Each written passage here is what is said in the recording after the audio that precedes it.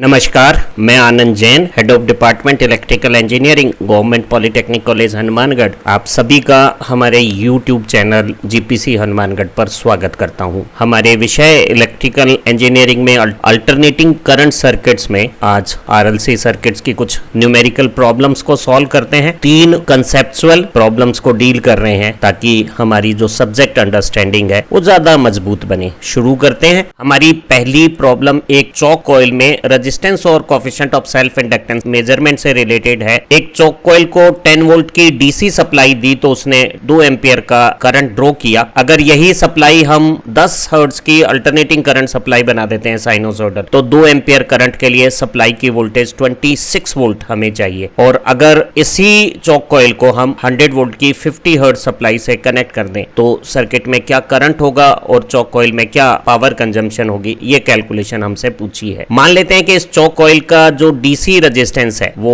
R ओम है और इसका जो कोएफिशिएंट ऑफ सेल्फ इंडक्टेंस है वो L हेनरी है। जब हम इसे डीसी सप्लाई देते हैं तो स्टेडी करंट कंडीशंस में कॉइल की जो इंडक्टेंस प्रॉपर्टी है वो इनइफेक्टिव हो जाती है और करंट को रोकने का काम केवल चौक कॉइल की रेजिस्टेंस करेगी। तो हम अगर डीसी सप्लाई में 10 वोल्ट के सप्लाई में 2 एम्पियर करंट पा रहे हैं तो इस चौक कॉइल का केवल R पार्ट इफेक्टिव है और रेजिस्टेंस ओम्स लॉ के हिसाब से DC voltage upon DC current 5 ओम आ गया है। और ध्यान रहे रेजिस्टेंस की वैल्यू फ्रीक्वेंसी बदलने पे भी नहीं बदलेगी, तो चाहे हमारी सप्लाई 10 हर्ट्ज हो या 50 हर्ट्ज हो, इस चौक कॉइल का रेजिस्टेंस 5 ओम ही रहेगा। चौक कॉइल को डीसी सप्लाई करके जो 10 वोल्ट सप्लाई से 2 एम्पियर करंट आया था उससे हमने रेजिस्टेंस 5 ओम पता कर दिया था। अब इसी चौक कॉइल को जब हम साइनोसॉइडल अल्टरनेटिंग करंट देते हैं 10 हर्ट्ज का, तो कॉइल का जो सेल्फ इंडक्टेंस है वो टाइम वेराइंग करंट कंडीशंस में इफेक्टिव हो जाता है और कॉइल के सेल्फ इंडक्टेंस का इंडक्टिव रिएक्टेंस सर्किट की रेजिस्टेंस के साथ मिलकर एक कॉम्प्लेक्स इंपीडेंस बनाएगा जो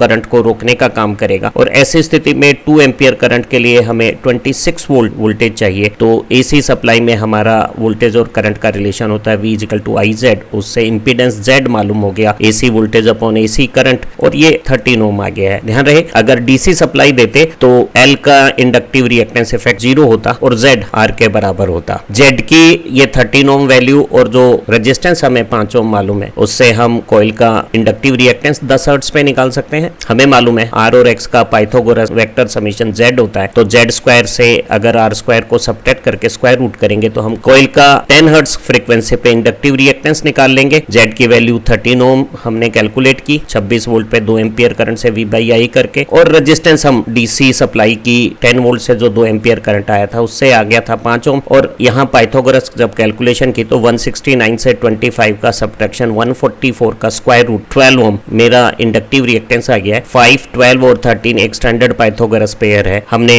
कॉइल का इंडक्टिव रिएक्टेंस प्राप्त किया है, वो फ्रीक्वेंसी और कोएफिशिएंट ऑफ सेल्फ इंडक्टेंस के साथ रिलेशन रखता है 2πfl, और हमारी फ्रीक्वेंसी अगर 10 हर्ट्ज है तो हम सेल्फ इंडक्टेंस L की कैलकुलेशन इंडक्टिव रिएक्टेंस 12 ओम में 20π का ये डिवीजन करके जब हमने कैलकुलेट की तो कॉइल का सेल्फ इंडक्टेंस 0.191 हेनरी आ गया है। और ध्यान रहे जब हम सप्लाई फ्रीक्वेंसी बदलेंगे तब भी सेल्फ इंडक्टेंस की वैल्यू यही रहेगी। सेल्फ इंडक्टेंस की वैल्यू फ्रीक्वेंसी के साथ बदलती नहीं है क्योंकि हम एक लीनियर सर्किट में काम कर रहे हैं जहां सर्किट प्रॉपर्टीज के मैग्नीट्यूड कांस्टेंट रहते हैं। हमने चौक में 10 वोल्ट डीसी से जो 2 एम्पियर करंट आया था उससे चौक का रेजिस्टेंस 5 ओम पता कर लिया था, और 10 हर्ट्ज की जो हमारी सप्लाई वोल्टेज और करंट के रिलेशन से इंपीडेंस आया था उसमें रेजिस्टेंस की रिलेशनशिप से इंडक्टिव रिएक्टेंस निकाल के हमने कॉइल का सेल्फ इंडक्टेंस 0.191 हेनरी निकाल लिया था। अब अगर हम 50 हर्ट्ज की सप्लाई देते हैं तो कॉइल का रिएक्टेंस फ्रीक्वेंसी के डायरेक्ट प्रोपोर्शनल है। नई फ्रीक्वेंसी पे सेल्फ इंडक्टेंस L की इंडक्टिव रिएक्टेंस हो गई 2πf2L। F की जगह मैंने 50 दी तो 5 गुना ज्यादा फ्रीक्वेंसी पे मेरा इंडक्टिव रिएक्टेंस भी 5 गुना ज्यादा 60 ओम हो गया है। 10 हर्ट्ज की सप्लाई फ्रीक्वेंसी पे कॉइल का इंडक्टिव रिएक्टेंस 12 ओम आया था और 10 के बजाय 50 हर्ट्ज 5 गुना ज्यादा फ्रीक्वेंसी पे ये 60 ओम हो गया है। नई इंडक्टिव रिएक्टेंस के साथ वही रेजिस्टेंस 5 ओम नया इंपीडेंस बना देगा, और पाइथागोरस कैलकुलेशन से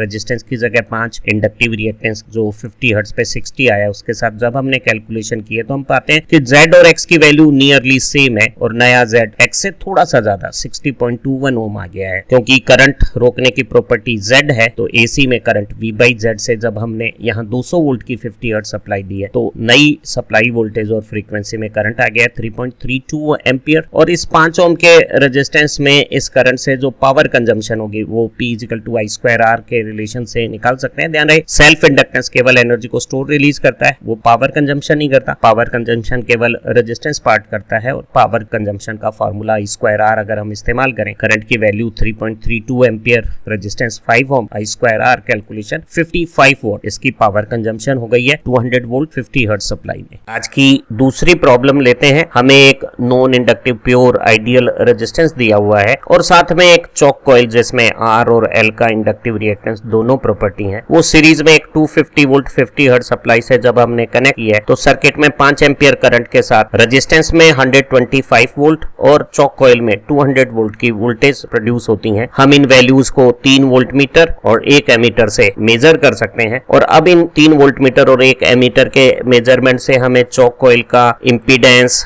इंडक्टिव रिएक्टेंस, रेजिस्टेंस और कोएफिशिएंट ऑफ सेल्फ इंडक्टेंस पता करना है। साथ में कॉइल में जो पावर कंजम्पशन है उसकी भी जानकारी प्राप्त करनी है। ध्यान रहे आमतौर पर ऐसी कैलकुलेशंस के लिए हमें एक वॉट मीटर की जरूरत रहती है, लेकिन इस खास तरह के सवाल में जब हमने यहाँ एक non inductive pure ideal resistance लिया है और उसकी करंट और वोल्टेज दोनों मालूम है तो हम यहाँ 3 वोल्ट मीटर और 1 एमीटर की रीडिंग से चौक कॉइल के R और L के बारे में जानकारी प्राप्त कर सकते हैं। यहाँ 3 वोल्ट मीटर की जो रीडिंग्स आई हैं और 1 एमीटर की जो रीडिंग आई है उससे हम चौक का इंपीडेंस निकाल लेंगे और एक फेजर कैलकुलेशन से चौक कॉइल का इंपीडेंस एंगल पता कर लेंगे। इंपीडेंस और इंपीडेंस एंगल से हमें R और XL मालूम हो जाएंगे और XL और फ्रीक्वेंसी की मदद से हमें कॉइल का सेल्फ इंडक्टेंस पता लगेगा। मान लेते हैं कि चौक कॉइल के इंपीडेंस का 50 हर्ट्ज सप्लाई पे इंपीडेंस एंगल फाई है। अब एक फेजर डायग्राम बनाने के लिए सीरीज सर्किट में जो कॉमन करंट है उसे एक रेफरेंस फेजर बना के हॉरिजॉन्टल लाइन पे ले लेंगे। ये जो non inductive ideal pure resistance है उसकी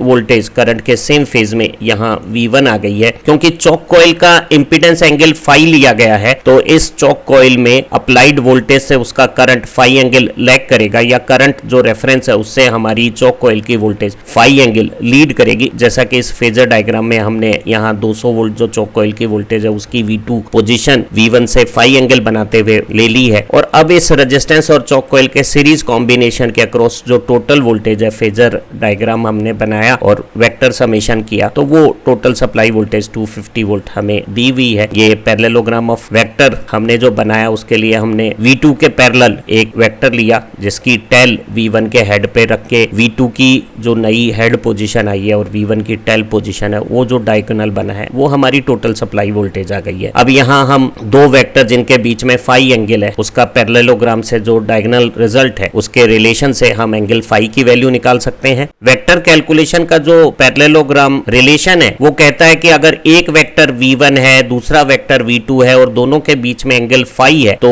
जो रिजल्टेंट सप्लाई वोल्टेज का जो स्क्वायर है वो पहले वेक्टर का स्क्वायर दूसरे वेक्टर का स्क्वायर और 2 टाइम्स पहला वेक्टर दूसरा वेक्टर और दोनों के बीच के एंगल का कोसाइन हो जाएगा और ये पैरेललोग्राम ऑफ वोल्टेजेस रिलेशंस आ गया है। अब इस रिलेशन में मैं V1 स्क्वायर और V2 स्क्वायर को अगर V स्क्वायर से सब्ट्रैक्ट कर दूं तो जो 2V1 V2 cos फाई आया उसमें cos फाई निकालने के लिए 2V1 V2 का डिवीजन कर दूंगा। मुझे V supply voltage 250 volt, non inductive pure resistance की वोल्टेज 125 जो हॉरिजॉन्टल लाइन में करंट के सेम फेज में है और चौक कॉइल की वोल्टेज 200 वोल्ट जो करंट से फाई एंगल लीडिंग पोजीशन पे है वो मालूम है। तो मैंने V1 की जगह 125, V2 की जगह 200 वोल्ट जब लिखा और ये कैलकुलेशन की, स्क्वायर किया, 250 का स्क्वायर, 125 का स्क्वायर, 200 का स्क्वायर, डिफरेंस कैलकुलेशन की और उसमें 50,000 का जब ये मल्टीप्लीकेशन का डिवीजन किया तो cos फाई आ गया है 0.1375। मैं cos इनवर्स ले लेता हूँ 0.1375 का तो मुझे चौक कॉइल का इंपीडेंस एंगल 82.1 डिग्री आ गया है। मुझे कभी बाद में इंडक्टिव रिएक्टेंस कैलकुलेशन में साइन फाई की जरूरत होगी, इस इंपीडेंस एंगल का साइन चाहिएगा तो मैंने 82.1 डिग्री का साइन निकाला तो वो 0.99 आ गया है। इस R और RL सीरीज सर्किट में R की वोल्टेज, RL चौक कॉइल की वोल्टेज और टोटल सप्लाई वोल्टेज के बीच में ये जो पैरेललोग्राम बना उसकी कैलकुलेशन से हमने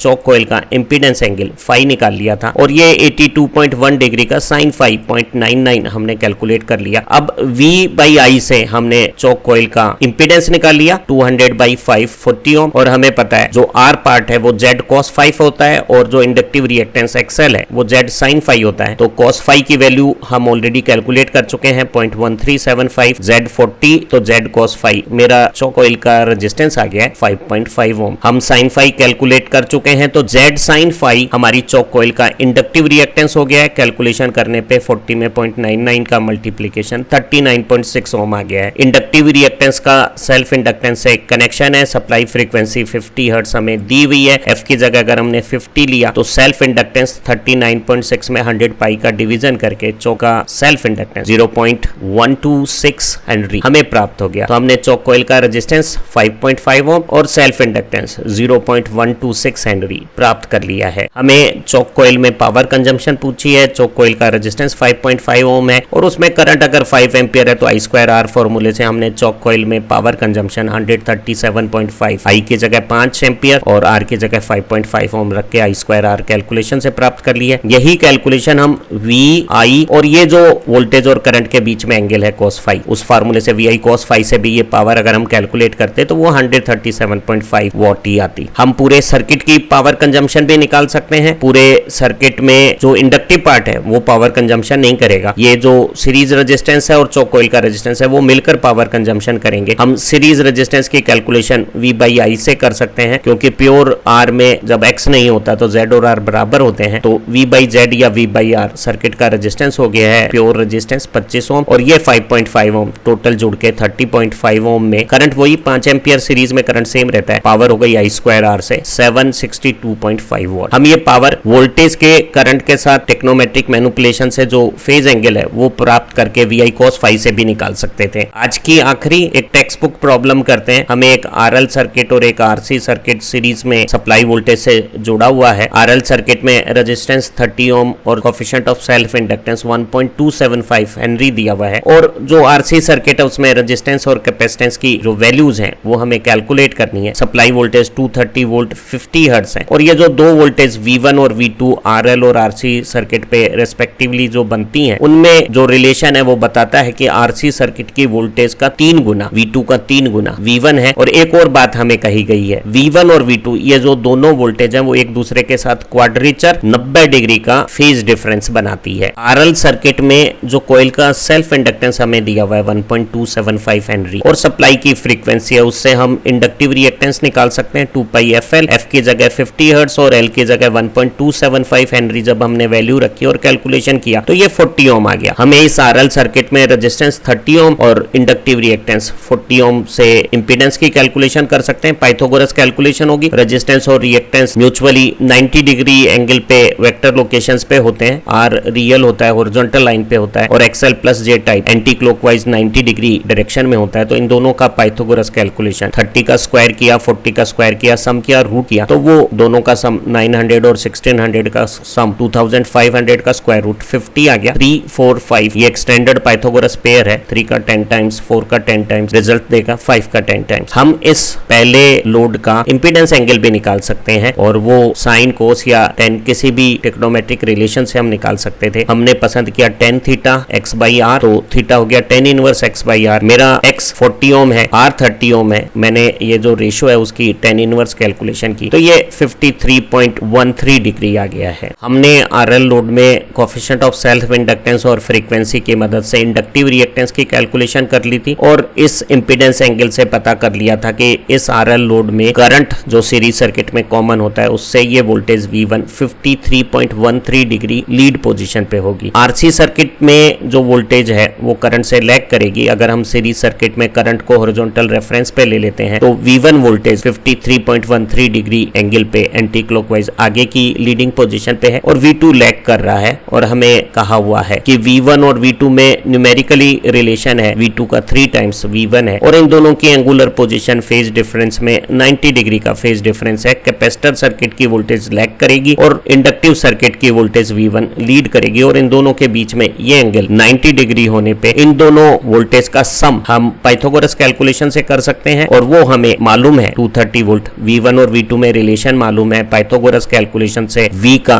V1 और V2 के साथ एक दूसरा रिलेशन आ जाएगा। इन दोनों रिलेशन की मदद से हम V1 और V2 की वैल्यू पता कर लेते हैं। RL सर्किट की वोल्टेज करंट से लीड कर रही है और RC सर्किट की वोल्टेज करंट से लैग कर रही है, और दोनों के बीच में 90 डिग्री एंगल पे जब हम V1 और V2 का पाइथागोरस समेशन करते हैं तो वो सप्लाई वोल्टेज के बराबर हो जाएगा, और हमारा रिलेशन हो गया डायगोनल या हाइपोटेनस का square is equal to base V1 और परपेंडिकुलर V2 का स्क्वायर। हमें V2 और V1 में रिलेशन मालूम है, V2 V1 का 1/3 हो गया, तो V2 की जगह अगर मैं V1 की टर्म्स में लिख देता हूँ, V स्क्वायर मुझे मालूम है, V सप्लाई वोल्टेज 230 है तो V स्क्वायर 230 का स्क्वायर हो गया है, 1/9.1111 है, 1 से ऐड किया तो ये 1.11 हो गया। तो मैंने V1 स्क्वायर कैलकुलेट किया, स्क्वायर रूट किया, तो ये 230 में 1.1111 का रूट का डिवीजन करने से V1 मेरा 218.2 वोल्ट मैग्नीट्यूड में आ गया है, RMS वोल्टेज RL सर्किट के अक्रॉस। और इससे 1/3 V2 है, तो वो कैलकुलेशन करने पे 218.2 में 3 का डिवीजन करने पे 72.73 वोल्ट आ गई है। तो हमें V1 और V2 दोनों के मैग्नीट्यूड्स मालूम हो गए हैं, हमें ये इंपीडेंस मालूम है, 30 ओम रेजिस्टेंस, 40 ओम रिएक्टेंस, 50 ओम, उससे हमें करंट मालूम हो जाएगा। उस करंट की मैग्नीट्यूड से V2 की वोल्टेज में वही करंट से इंपीडेंस आ जाएगा, और इन दोनों के बीच में 90 डिग्री एंगल से हम करंट और V2 में एंगल निकाल लेंगे, क्योंकि ये एंगल हमें मालूम है 53.13, और उस Z2 और एंगल से हम R, XC और C पता करेंगे। हम ये मालूम कर चुके हैं कि RL सर्किट के अक्रॉस ये जो वोल्टेज V1 है उसका मैग्नीट्यूड 218.2 वोल्ट है, और वो करंट से 53.13 डिग्री लीडिंग कंडीशंस पे है, और इससे 1/3 इस RC सर्किट की ये V2 वोल्टेज 72.73 वोल्ट है, और वो V1 से 90 डिग्री एंगल पे है। तो I और V2 में भी हम एंगल निकाल सकते हैं। पहले सर्किट का करंट निकालते हैं, तो इस RL लोड का इंपीडेंस हमें मालूम है 50 ओम, और इसके अक्रॉस वोल्टेज 218.2, V/Z से सर्किट का करंट मालूम हो गया 4.362 एम्पियर, और जो करंट RL लोड में है वही सीरीज में जुड़े हुए RC लोड में होगा। तो RC लोड में अगर 4.362 एम्पियर करंट है और उसकी वोल्टेज 72.73 वोल्ट है, तो V/I से RC सर्किट का इंपीडेंस 16.667 ओम आ गया है। सेम करंट पे V1 से V2 वोल्टेज 1/3 है, तो ये इंपीडेंस 50 ओम था, तो ये इंपीडेंस 50 का 1/3 16.667 ओम आ गया है। अब हमें V1 और V2 में टोटल एंगल 90 मालूम है, करंट से V1 का एंगल 53.13 एंटी क्लॉकवाइज है, तो हम RC सर्किट की वोल्टेज का करंट से जो क्लॉकवाइज एंगल है θ2, वो 90 में से θ1 53.13 सबट्रैक्ट करके प्राप्त कर लेंगे 36.87 डिग्री। अब हमें RC सर्किट का इंपीडेंस और इंपीडेंस एंगल दोनों मालूम है, तो हम R और XC पता करके फ्रीक्वेंसी के मदद से कैपेसिटेंस मालूम कर लेंगे। हमने कैलकुलेशन से RC सर्किट का इंपीडेंस 16.667 ओम और इंपीडेंस एंगल 36.87 लीडिंग वोल्टेज से करंट आगे है, ये पता कर लिया है। अब हमें इंपीडेंस ट्रायंगल से पता है रेजिस्टेंस Z cos थीटा होता है, Z RC सर्किट का इंपीडेंस 16.667 और theta impedance angle RC circuit का 36.87 का कोसाइन कैलकुलेट करूंगा 0.8 आएगा, मल्टीप्लाई करूंगा तो ये रेजिस्टेंस की वैल्यू आ गई 13.33 ओम। तो इस RC सर्किट का रेजिस्टेंस पार्ट 13.333 ओम है। हम R और Z की वैल्यू से X निकाल सकते हैं, या फिर हम X Z साइन थीटा से भी निकाल सकते हैं। थीटा हमें मालूम है, Z भी मालूम है, साइन 36.86 0.6 आ जाएगा, 16.667 से 0.6 के मल्टीप्लीकेशन से XC 10 ओम आ गया है, और XC का फॉर्मूला 1/ωc है और ओमेगा 2πf है। तो अब हम इस कैलकुलेशन में फ्रीक्वेंसी की जगह 50 हर्ट्ज लगे C की कैलकुलेशंस कर सकते हैं। XC और C